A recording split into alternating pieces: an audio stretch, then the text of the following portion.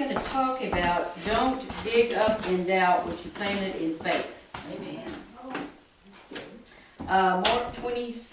Mark 4:26 through 29, and I never saw this before.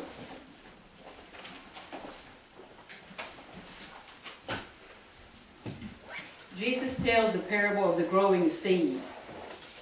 He's talking about the kingdom, but I'm talking about financial seeds.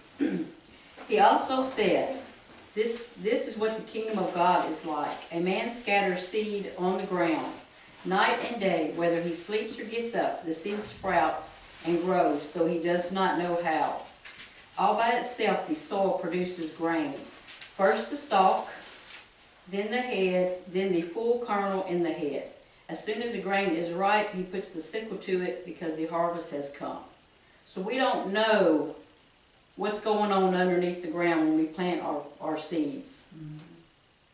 So, planting a seed is not enough to ensure a harvest. The seed must be protected and taken care of until harvest time. A seed which is dug up or not watered will not produce.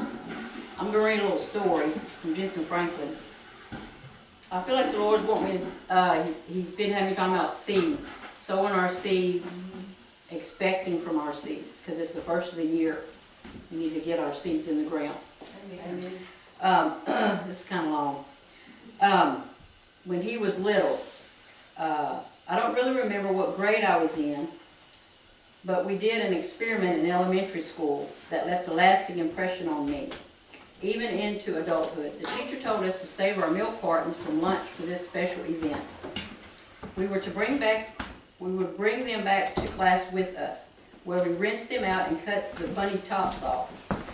She then opened a big container of black potting soil, and we scooped some into our cartons. She handed each one of us a big butter bean seed and told us how to plant the seed in the soil by making a small hole with our finger and dropping the seed in. After I pressed the dirt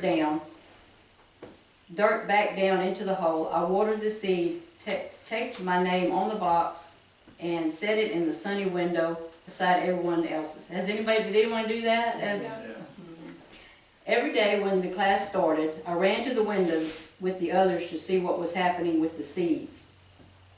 We couldn't see anything until the third day, when a tiny bit of green sprout began to show in some of the boxes. By day 6, most of the boxes had green sprouts, and some even had leaves showing, but not mine. For 6 days, I eagerly ran to the window to look at my box. There was nothing but dirt. I watered it like everyone else did. It sat in the same sun that everyone else's did, but no sprout was showing. I wondered if my seed was even still there. On the 7th day, I couldn't take it any longer. I ran to the class before anyone else and used my finger to dig around in the soil to see if my seed was still in the box. I pulled it out, and sure enough, it had begun to sprout. My teacher walked in about that time. When she saw what I had done, what I had in my dirty little fingers, she kindly explained that I really should have left it alone and just waited. Since I had pulled my seed out of the soil too soon, I had destroyed my harvest. She was right. All the other seeds grew strong and tall, and before long they were filled with multiple pods of butter beans, far more than the one seed that was sown. So that gives us a picture. If we go to dig up our seeds, just remember that, because we don't know what's going on underneath. Every seed we sow needs water to grow. Our words are the water. As we sow seeds, our financial seeds, we need to speak the word over them. That's how they're going to grow. We need to speak God's word over the seeds we sow. As we bring our tithes and offerings into the storehouse, we need to expect and believe that He will pour out so much blessings that we cannot contain them. So when you sow your seed today, when you place your tithes and offerings into the bucket, believe and expect that you're going to get a harvest. And you need to speak these words. Don't dig it up.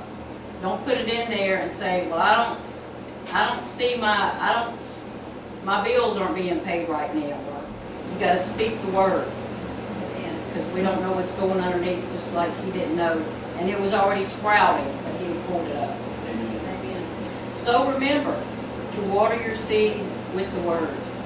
Amen. And it's just not, I'm talking about finances, but it could be any kind of situation.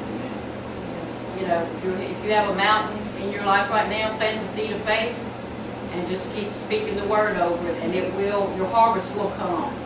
Like I said last week, it may not, it just, some things happen quickly, but some things it takes a while. So don't dig your seed up. Amen.